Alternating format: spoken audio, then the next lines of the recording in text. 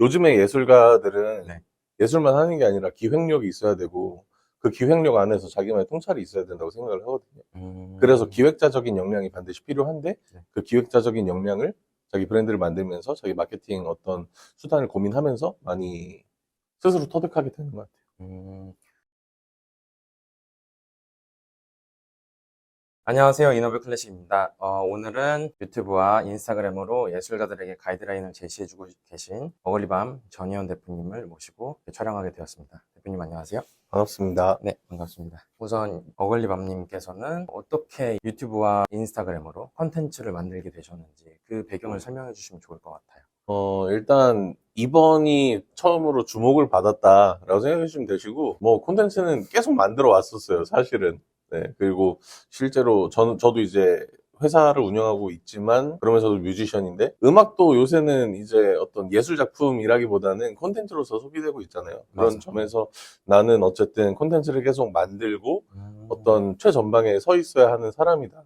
그리고 회사 대표로 있지만 어찌됐던 그 회사 대표로 있는 것도 제가 뮤지션으로 시작을 해서 네. 저의 어떤 자립이나 제 음악을 좀 더 많은 사람한테 전달하기 위해서 회사를 만들었던 것이기 때문에 그런 홍보 활동이나 마케팅 차원에서 좀 콘텐츠를 많이 만들었던 것 같고요. 그리고 저는 이런 미디어에 나오는 걸 좀 좋아해요.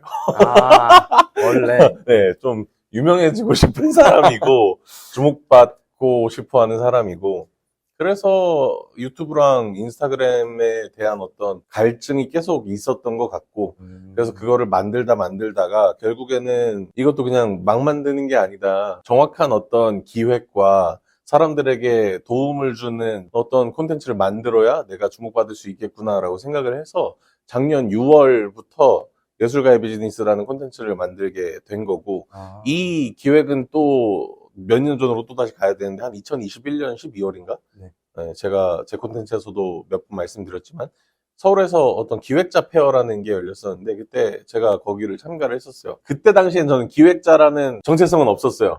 네, 그냥 난 뮤지션이고 내 음악을 알리기 위해서 기획을 하는 것 뿐이야 라고 했는데 기획자 페어에 가니까 생각보다 제가 너무 나이스하게 하고 있는 거죠, 활동들을. 전 도움을 받으러 갔는데 같은 테이블에 앉은 사람들한테 제가 막 뭘 전수해주고 있더라고요. 나는 이거를 좀 잘하나 보다, 다른 사람들에 비해서. 그래서 이런 걸로 콘텐츠를 만들면 어떨까라는 생각을 그때부터 했었고 그리고 그때부터 기획자라는 정체성이 생겼고 나중에 내가 이걸 콘텐츠로 꼭 만들어야겠다라고 생각을 했고 작년 6월 달에 어떤 어글리밤이라는 회사의 브랜딩이나 마케팅을 좀 재정립하고 리뉴얼하는 과정에서 요거를 이제 첫 번째 오리지널 콘텐츠로 제작을 해야겠다라는 생각이 들었던 거죠. 그러면은 그 당시에 이제 기획자 페어에서 테이블에서 알려주고 계셨다고 하셨잖아요. 네.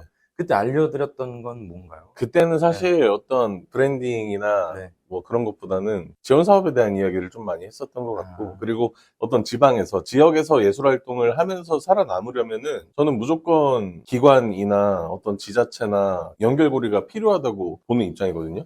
왜냐면 서울에는 돈을 기업들이 가지고 있잖아요. 그쵸. 그리고 네. 스타트업들도 되게 많고 기업들이 되게 마케팅 활동이나 어떤 팝업 스토어나 이런 거에 대해서 굉장히 많은 어떤 활동들을 하고 있는데 청주는 기업이 많이 없습니다. 많이 없고 청주가 그래도 이제 인구수가 늘어나는 게 네. 이제 제조업 같은 것들이 많아서 근데 그런 우리가 알고 있는 제조업 회사들은 물론 좋은 회사들이지만 마케팅이나 브랜딩에 그렇게 많이 신경을 쓰는 회사들은 아니잖아요. 그래서 예술가들이 그런 기업들과 같이 할 만한 지점들이 많이 없다.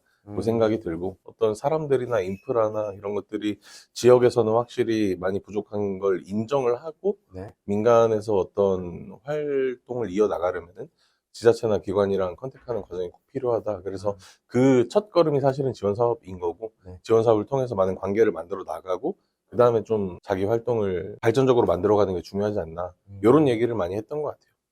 그러면은 그 제가 어글밤님 콘텐츠에서도 봤듯이 지원 사업을 단계별로 이렇게 설명해 주신 영상도 있었잖아요. 네. 제가 궁금한 거는 지원 사업을 실제로 많이 그렇게 쓰셨는지. 저는 네. 뭐 예전에는 연도별로 이제 제가 프로젝트 폴더들을 만들어 놔요. 그래서 진짜 막 1년에 뭐 5-6개씩 그 이상은 받았던 것 같아요. 그러니까 몇천만 원짜리 이런 것도 아니고 네. 100만 원짜리 하나 받고 뭐 200만 원짜리 하나 받고 근데 사실 거기에 들어가는 어떤 노력이나 네. 이런 것들이 훨씬 비용이 크거든요. 네. 그래서 그런 것들을 저도 겪어봤으니까 여러분들은 뭐 그렇게 하지 말아라 이런 얘기들도 했었고 그래서 좀 진짜 지원 사업을 어떻게 이용해야 되는지에 대한 네. 내용들을 콘텐츠로 만들기도 했었죠. 그리고 제가 한 가지 궁금한 게 있는데, 모든 예술가분들이 예술이 너무 좋아서 네. 예술업으로 밥 벌어먹고 살고 싶어서 이렇게 그죠. 예술을 시작했잖아요. 네. 근데 항상 컨텐츠에서 말씀하셨던 것처럼 그 예술가로서 자신의 예술 활동을 지속하면서 생계를 유지하기가 참 힘든 것 같아요. 여기에 대해서 이제 올리브함님의 생각을 조금 말씀해 주시면. 저는 자기 예술 활동만으로 네. 그리고 홍보나 마케팅이나 브랜딩이나 이런 거 다 신경 안 쓰고 예술 작품으로만 돈을 벌 수 있다? 그런 예술가들은 진짜 상위 1%도 안 되는 것 같아요. 회사에 소속돼 있거나 그냥 회사가 아니라 우리가 다 알고 있는 회사들에 소속돼 있어서 자기 창작 활동만 열심히 하면은 서포트 해주시는 직원분들이 네. 마케팅도 해주고 뭣도 해주고 이런 분들, 아니면은 TV 같은 데 나와서 예능도 찍고 이런 분들, 맞아요. 이 아니라면 우리 같은 사람들은 개인의 어떤 역량을 최대로 활용을 해서 남들이랑 다른 지점을 찾아서 나만의 팬을 모아서 구축을 해서 예술 활동을 지속하는 게 가장 바람직한 길이다라고 그냥 생각을 하고 있는 거죠, 저는. 저는 이제 이게 정답이다라고 얘기를 하는 게 아니라 네. 이게 가장 성공 확률이 높다. 안정적이고. 그래서 뭐 그냥 아예 다른 직업을 가지고 네. 일을 하시고 뭐 저녁이나 주말을 이용해서 자기 예술 활동을 하시는 분들도 되게 저는 존경하고 저는 그렇게 못할 것 같은 사람인 거죠. 네네네. 그래서 개인의 성향에 따라서 다른 건데 결국에 제가 제시하고자 하는 방향은 내 예술 활동으로 어떤 하나의 직업을 만들어내는 거죠. 창직을 하는 거고 그 직업을 만들어내는 게 내 브랜드의 오너가 되는 것이다. 그냥 이렇게 주장을 하고 있는 것 같아요. 그러면은 아까 말씀해 주셨던 것처럼 자신의 예술 활동 아니면 자신의 예술 작품을 알리려면 네. 어떻게 보면 마케팅이 중요하잖아요. 그죠? 그러면은 대표님이 생각하시는 마케팅은 어떤 게 있는지, 아니면 어떻게 하고 계시는지를 좀 묻고 싶습니다. 저도 지금 와서 생각해보면 요즘 시대의 마케팅은 네. 사실 90%가 브랜딩이라고 생각을 하거든요. 그래서 사람들한테 제 음악을 많이 알리는 것도 중요한데 네. 일단 저라는 사람을 알린 다음에 그냥 음악을 내는 거예요. 그러면 자연스럽게 더 많은 사람이 듣게 된다. 이렇게 생각하고 있는 것 같습니다. 일단 유명해져라. 맞아요. 똥을 싸도 네, 박수를 칠 네, 것이다. 그 말이에요, 사실. 그래서 저는 요즘의 예술가들은 네. 예술만 하는 게 아니라 기획력이 있어야 되고 그 기획력 안에서 자기만의 통찰이 있어야 된다고 생각을 하거든요. 그래서 기획자적인 역량이 반드시 필요한데 네. 그 기획자적인 역량을 자기 브랜드를 만들면서 자기 마케팅 어떤 수단을 고민하면서 많이 스스로 터득하게 되는 것 같아요. 자, 그러면 또 이제 브랜딩에 대한 얘기를 빠뜨릴 수가 없는데요. 그럼 대표님이 생각하시는 브랜딩이란 무엇인지. 브랜딩은 네. 사실 정의하기가 굉장히 어려운데 네. 제가 인스타스토리에 그런 얘기를 썼던 적이 있어요. 나의 욕망과 네. 대중들의 욕망 사이의 어떤 간극을 좁히는 것이라고 설명을 했던 것 같아요. 특히 예술가들은 내가 이 안에서 하지 않으면 미치겠는 그런 마음이 있어서 정말 어떤 열망들이 있어서 예술을 시작하게 된 건데 그거를 또 사람들이 듣지 않으면 의미가 없잖아요. 그래서 내 안에 어떤 욕망들을 사람들이 들을만 하게끔 네. 전환하는 작업이 예술가의 브랜딩이다라고 생각을 하는 것 같고 네. 일반적으로 비즈니스나 스타트업이나 기업들에서 활용하는 브랜딩도 어떻게 보면 괴는 같지만 이론적으로 프로세스를 적용하기에는 조금 다르다? 네, 그러니까 기업 차원이랑 예술가나 저희 같은 소규모 회사가 브랜딩을 하는 거랑 조금 다르다. 그래서 저희 같은 예술가들은 나의 욕망을 표출하되 네. 대중적으로 표출을 해야 된다. 그걸 타협이라고 생각하면 안 되고 브랜딩 한다라고 생각하면 될 것 같아요. 그럼 제가 한 가지 고민이 있는 게, 채널 이름에서도 알 수 있듯이 클래식을 저희는 베이스로 하고 있거든요. 네. 저도 마찬가지고 제가 하고 있는 이 오케스트라 음악은 여러 단체가 모여서 이렇게 연주를 하는 거고 그게 시간 예술이다 보니까 휘발하거든요. 혹시 여기에 대해서 좀 조언을 해주실 수 있는 게 있는지. 문제가 뭐죠? 휘발하는 게 문제인 건가요? 맞습니다. 그리고 이제 네. 개인을 브랜딩 하기에는 이제 단체 규모가 너무 크니까 이걸 하나씩 다 브랜딩 할 수도 없고, 사실 대부분의 이제 저와 같은 예술가들은 다 일회성이 많아요. 약간 세션으로 네, 맞습니다. 세션. 참여를 네, 했다가 네.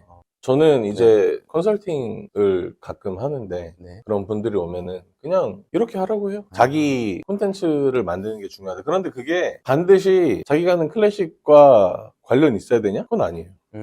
왜냐면 우리의 네. 목표는 네. 일단 유명해지기 위함이기 때문에 사람들이 좋아하는 걸 하면 되는 거거든요. 그래서 저는 하다가 안 되면은 나중에는 뷰티풀 너드처럼 개그할 수도 있는 거죠.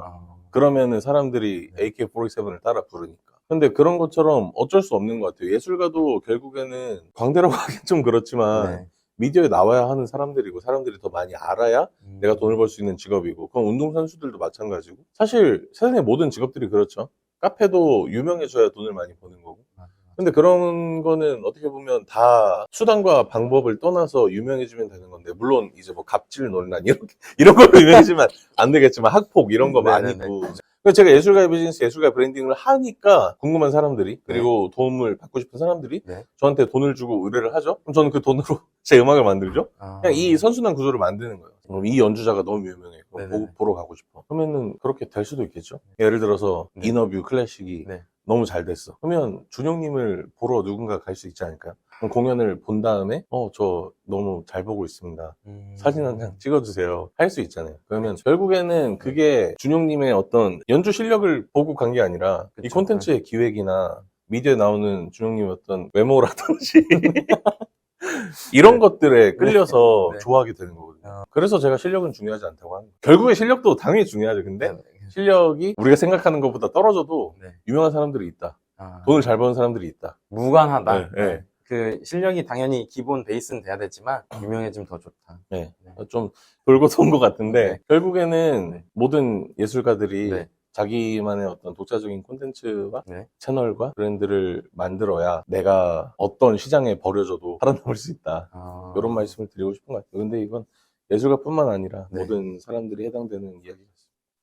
그러면 이제 다시 좀 기획 쪽으로 돌아와서 대표님은 기획을 할 때 어디서 영감을 얻으시는지 궁금해요. 제가 다른 사람들보다 특별히 좋아하는 게 있다면 여행을 좀 많이 다니는 것 같고 저는 원래 한 24살 네. 전역하고 1년 지날 때까지 여행이라는 걸 많이 안 가본 사람인데 여행을 한번 다녀오니까 특히 해외여행을 네. 갔다 오니까 언어도 다르고 건축도 다르고 이런 맞아요. 것들이 저한테 많은 영감이 되더라고요. 세상을 보는 눈이 진짜 달라지는구나. 더 많이 이거를 즐겨야겠다. 즐겨야겠다. 그래서 진짜 많이 즐겼고 그래서 네. 남들이랑은 조금 더 다른 접근이나 다른 생각을 하게 되는 것 같아요. 다시 브랜드로 돌아오자면은 그 예술가가 이제 브랜드를 구축하기 위해서 가장 먼저 지금 시작해야 될 게 뭐라고 생각하시나요? 나에 대한 이해를 확보하는 게 제일 우선이고 나에 대한 이해에는 엄청나게 많은 것들이 있겠죠. 나의 성향이나 나의 가치관이나 내가 좋아하는 작품들, 내가 좋아하는 공간들, 내가 작업이 잘 되는 순간들. 네. 그러니까 결국에는 예술가라면은